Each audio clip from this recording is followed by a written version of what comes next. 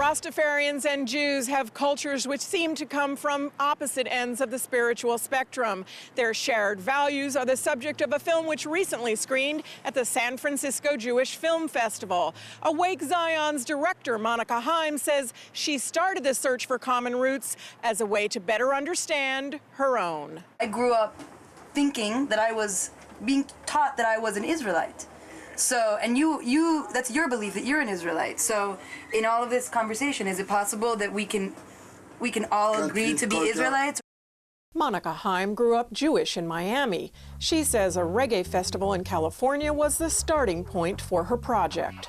Woman of woman is strong. Woman is the half of Jah creation. I remember thinking, like, there's Star of David everywhere I look, and I'm hearing the word Zion left and right, and every song is about Solomon or David or, you know, the Lion of Judah and Israel like this and Jerusalem that, and, you know, all of these things were so. I went to yeshiva as a kid, so this was, you know, this was Jewish business to me. So, you know, it was really odd for me to then encounter it in this really African, tribal, musical context in the hills of California with this Rasta kind of, you know, fuel, and it kind of drove me crazy. The film begins in Brooklyn's Crown Heights neighborhood, where two successful reggae artists explain the common connections. Matthew Paul Miller is known by his Hebrew and stage name Matisyahu, which means gift from God. When I got into reggae music, I was about, I think, 13 or 14.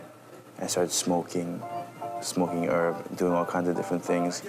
And I started listening to Bob Marley. And I started noticing, you know, wow, there's there's a big star David on the cover of the album, and things about Torah and God, and it's all Jewish. Douglas Bennett is better known as Dr. Israel. I got the name Israel in an Ayabengi compound in Jamaica. It was given to me as my Rasta name. Suddenly I was in this place where everybody was just linked with the drums, and we were reading from the Bible, and it was just like this amazing sort of like oneness. The biggest debate that goes back and forth is, well, the 12 tribes of Israel in the Old Testament, were they Jews or were they black, or were they both? And then what's the difference? Monica Haim travels to Jamaica and Israel looking for answers to those questions. She says the documentary's been well received by both the Jewish and Rasta communities.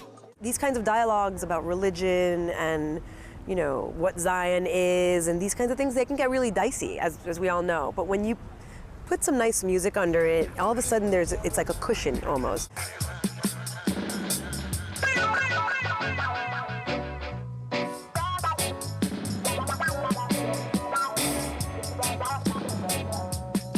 Haim says using music as a vehicle for the controversial topic has helped to make it attractive to a diverse audience. Rachel Silverman for JN1 in Oakland, California.